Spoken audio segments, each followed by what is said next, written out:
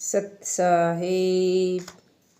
हंसा तू स्वर्ण वर्ण, क्या वर्णों में ते ही, तरीवर पाए पहेलियो तबे सराहों तो ही।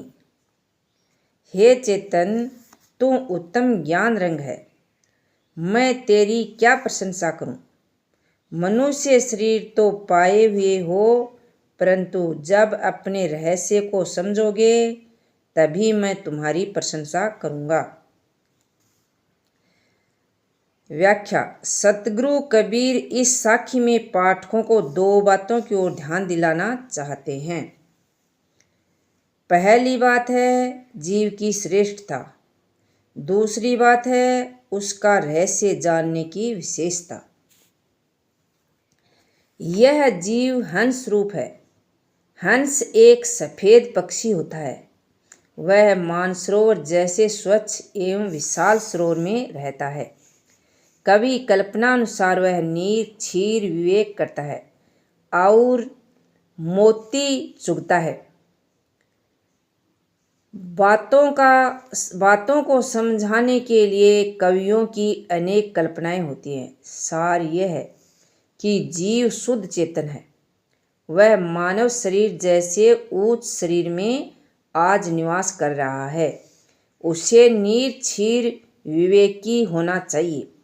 उसे जड़ चेतन बंध मोक्ष ग्रह सत्याजे खाद अखादे विधि निषेध पर विचार कर सार ग्रहण करना चाहिए। उसे मोती चुगना चाहिए। अर्थात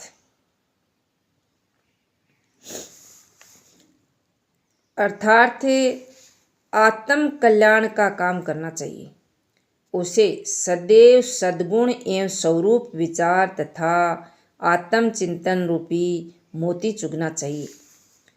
हैं और स दो वर्ण तथा एक मात्र बिंदु मिलकर हंस शब्द बनता है। यदि इस शब्द का पदच्छेद किया जाए तो बन जाएगा हम स। यदि पूर्ण संस्कृत में कहें तो हो जाएगा अहम स। अहम का अर्थ है मैं तथा स का अर्थ है वह। भावार्थ हुआ कि वह मैं हूँ जो मेरा उद्देश्य है। वह अन्य पुरुष है तथा मैं उत्तम पुरुष हूँ। वह परमात्मा, वह ब्रह्मा, वह राम, वह मोक्ष आदि जहाँ तक अपने परम प्राप्तव्य को वह रूप में अर्थात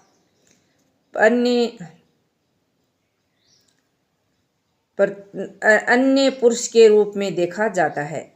एक अज्ञान है। हंस का हंसत्व है कि वह मैं हूँ। अहम सह अर्थात वह मैं हूँ। मैं ही ईश्वर हूँ, ब्रह्मा हूँ, परमात्मा हूँ, राम हूँ, मोक्ष हूँ। मेरा प्राप्तव्य मेरा अपना चेतन स्वरूप ही है। उसी के लिए ये सारे विशेषण लगाए जा सकते हैं।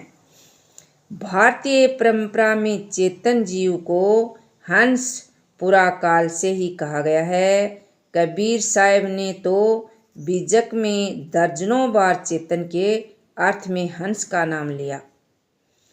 सतगुरु कहते हैं कि चेतन शुद्ध ज्ञान स्वरूप है, परंतु उसकी प्रशंसा मैं तब करूँगा जब वह अपनी पहेली को समझ लेगा। पहेली कहते हैं घुमावदार बातों को। अपने आप को समझने की बात सर्वाधिक घुमावदार है। यह बात मानव शरीर में ही समझी जा सकती है, क्योंकि मानव शरीर विवेक प्रधान है। निकट की वस्तुएं कम दिखती हैं। हम दूसरे को पहने हुए कपड़े के दाग को तो शीघ्र देख लेते हैं, परंतु अपने शरीर पर पहने हुए कपड़े के दाग शीघ्र नहीं देख पाते। हम दूर के पर्वत, यहाँ तक करोड़ों किलोमीटर दूर के तारे को देख लेते हैं, परंतु अपनी आँखों में लगे हुए कजल या अपनी आँखों के पास लगे हुए बाल को नहीं देख पाते।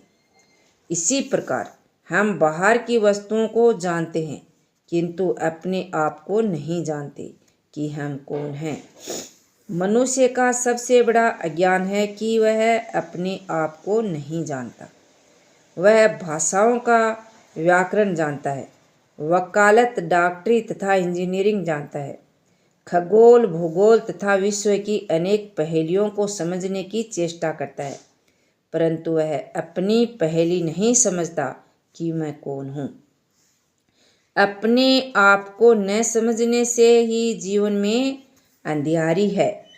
हमारी दृष्टि विशेष मुखी है, इसलिए अपने आप को समझना एक पहेली हो गया है। परंतु यदि हम विषयों से हटकर अपने आप को समझने की चेष्टा करें तो यह समझना बड़ा सरल है। जो सबको समझता है वह मैं ही तो हूँ। मैं पांचों ज्ञानेंद्रियों एवं मन द्वारा पांचों विषयों एवं संसार को जानता हूँ और जानकर उनका ग्रहण त्याग करता हूँ। इसलिए मैं उन सब से भिन्न शुद्ध चेतन हूँ। विषयों को भोगने से इच्छाएं बनती हैं, अन्यथा मैं इच्छा रहित, पूर्ण काम, अकाम, निष्काम, आप्तकाम एवं पूर्ण तृप्त हूँ। सारा जड़ दृश्य मुझसे सर्वथा भिन्न होने से मैं असंग, निराधार एवं अकेला हूँ। इस बोध में स्थित हो जाने से जीवन में केवल चिर शांति ही रह जाती है। यही मानव का लक्ष्य है। यही स्थिति प्राप्त करने पर सतगुरु उसकी प्रशंसा करना चाहते हैं। वे कहते हैं, जीव मूलतः शुद्ध मुक्त तो है ही, परंतु जब वह व्यवहाररत भी अपने आप को वैसा कर ले तब उसकी प्रशंसा है। मनुष्य को चाहिए कि वह धन, पद, वर्ण, शरीर, विद्या, सम्मान, महंती, ऐश्वर्य आदि के सारे अहंकार छोड़कर निष्पक्षता पूर्वक सत्य को समझने का प्रयास करे। संसार की सारी चीजें नाशवान, क्षणभंगुर एवं सौपन्त है। अपना सत्य स्वरूप ही अपना परम निधान है। उसको समझना तथा उसमें स्थित होना ही सबसे बड़ी बुद्धिमानी है। सत साहेब। यह साखी बीजक ग्रंथ से ली गई है।